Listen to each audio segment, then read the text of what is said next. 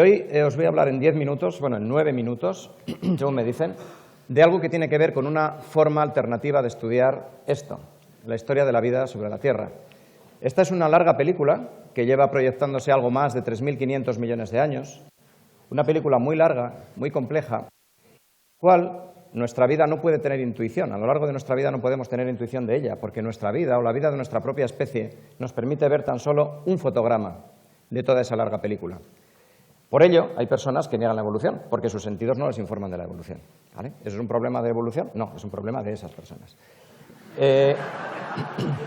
¿Cómo estudiamos la evolución habitualmente? Bueno, pues tradicionalmente estudiando fósiles. Fósiles que pueden ser tan antiguos como la propia vida de la Tierra, esos son probables fósiles de hace 3.500 millones de años, o provenir de la explosión cámbrica, o ser antepasados nuestros como este fósil hallado en Atapuerca, de Homo antecesor. Otra forma de estudiar la evolución es comparar los seres vivos. Esto se ha hecho desde la antigüedad y desde hace 4 décadas podemos secuenciar genomas de seres vivos, hemos hablado antes de genética, comparar esos genomas, comparar los metabolismos y, entre otras cosas, se ha visto, por ejemplo, que todos los seres vivos celulares provenimos de un ser vivo común, el que llamamos LUCA, ¿de acuerdo? Estudiamos también la evolución de virus, como veis abajo a la derecha, pero claro, a pesar de todo, y aunque los virus nos permiten estudiar la evolución a tiempos rápidos, sigue existiendo esta duda. Es decir, ¿podríamos observar la evolución en tiempos realmente cortos, tan cortos que alguien lo pueda observar en días o semanas y que se puedan disipar las dudas de si la evolución existe o no existe? ¿Sería posible, de hecho, no solo estudiar la evolución en los laboratorios, sino producirla, producir evolución para poder estudiarla a la vez? De hecho, ¿podría existir alguna forma de estudiar la evolución o de producirla sin que intervengan células ni virus, es decir, solo a nivel de moléculas? Bueno, esas preguntas son relevantes y el primero que se las planteó de una forma científica fue este señor, Spiegelman, en 1967, con este artículo revolucionario en el cual lo que hizo básicamente, y simplificando, es coger un virus, este es un virus que se llama bacteriófago Q beta, ¿de acuerdo? Infecta bacterias, Escherichia coli, por ejemplo. Entonces extrajo su material genético, el ARN, que tiene, como veis, 4.200 nucleótidos, muy bien.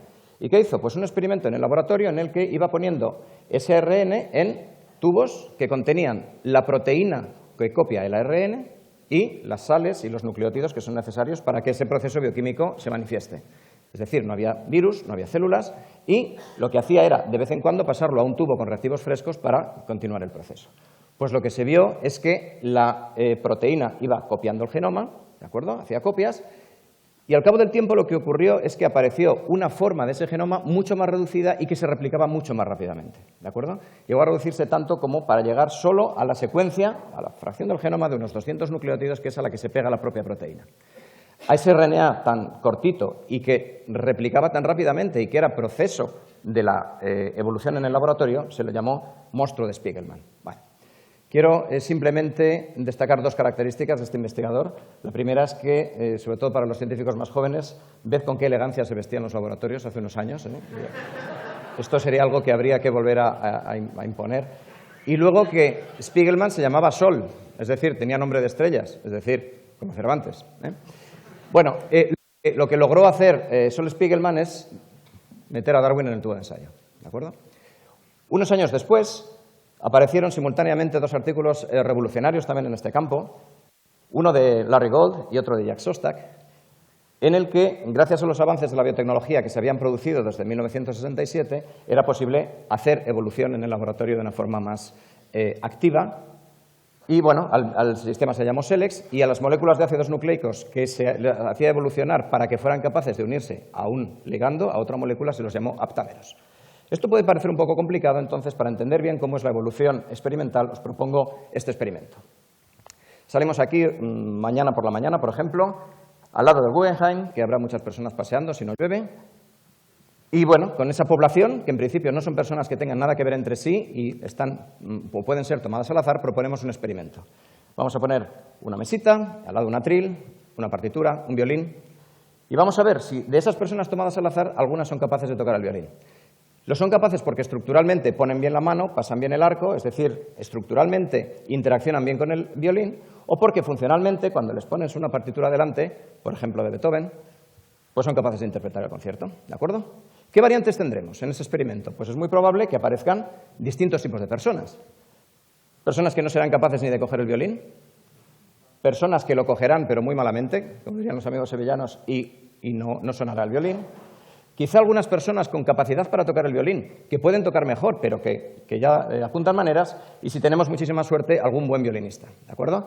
Probablemente Joachim München no, lamentablemente. Pero bueno, ¿qué podemos hacer? Pues con las dos primeras personas les agradecemos su participación en el experimento, les regalamos una camiseta de Naucas y los echamos a la calle de nuevo, y con los siguientes continuamos el experimento. Aquí viene la parte de ciencia ficción, porque hay que clonar a esas personas, ¿vale? Hay que hacer copias de esas personas, bien del violinista bueno o bien del violinista bueno y además del que puede llegar a ser un gran violinista.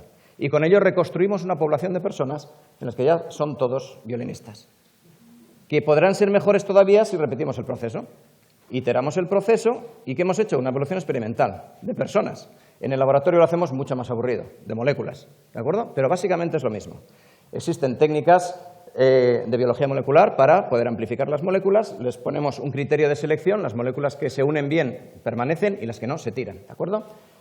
Podemos analizarlas, podemos aprender muchísimo del proceso evolutivo, de ahí lo que os decía en la primera diapo, es una forma muy buena de aprender cómo funciona la evolución, y la población de partida podemos tunearla para que tenga más o menos moléculas, pero siempre son muchas y siempre son en principio aleatorias, es decir, jugamos a la evolución en el laboratorio. Por tanto, tenemos a Darwin mirando realmente a un proceso de amplificación-selección y estamos haciendo evolución en el laboratorio.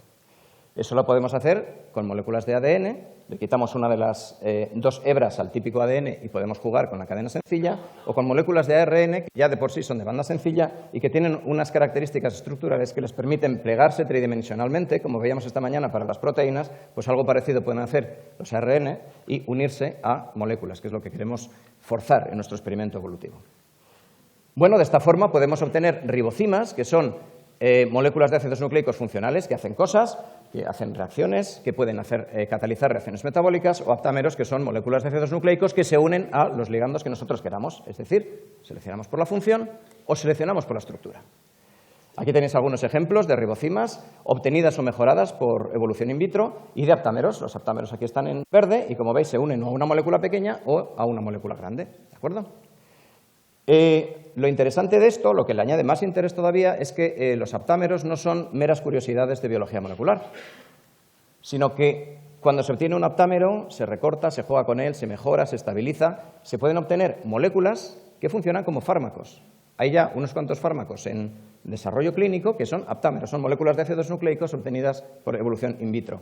El primero que se comercializó fue en el año 2004 y es una molécula, que es la que tenéis arriba a la derecha, esa molécula de RNA tan corto, debidamente modificado, que sirve para tratar la degeneración macular asociada a la edad. Caramba, ya no es una curiosidad de laboratorio, podemos estar dando el paso a la clínica, ¿de acuerdo?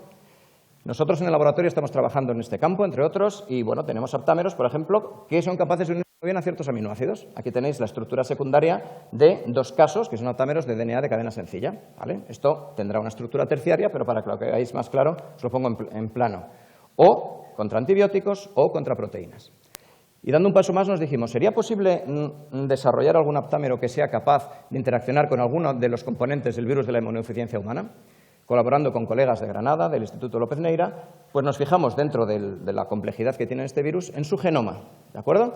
Nos fuimos al genoma, que es una molécula de RNA, y dentro de ese genoma vimos qué parte es la que está más conservada en distintos aislados del virus y la que, cuando el virus está dentro de la célula, se mantiene en todos los fragmentos subgenómicos de ese virus, es decir, la mejor para atacarle, para unirse a él. Vimos que es esa. Y esta es la estructura de ese RNA, visto plano, de la parte del virus, contra la cual desarrollamos aptámeros. De una forma parecida, vamos a buscar RNAs capaces de unirse a ese RNA. ¿De acuerdo?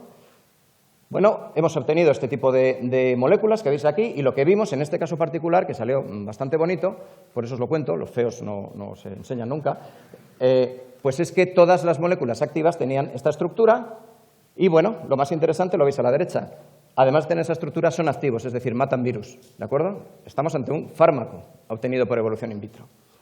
Entonces, la evolución in vitro de ácidos nucleicos nos ayuda a investigar sobre el origen de la vida, las ribocimas podían estar implicadas en el origen, pero además constituyen fármacos o herramientas biotecnológicas, y esto nos plantea la duda si realmente es posible diferenciar entre ciencia básica y ciencia aplicada. Probablemente no, ¿verdad? Y de hecho es posible hacer dudar a los negacionistas de la evolución en solo 10 minutos. Pues no lo sé, porque yo no creo en la evolución. Yo no creo en la evolución, pero analizando fósiles, comparando seres vivos, viendo cómo se comportan los virus y desarrollando experimentos in vitro, compruebo cada día que la evolución es un hecho. Muchas gracias.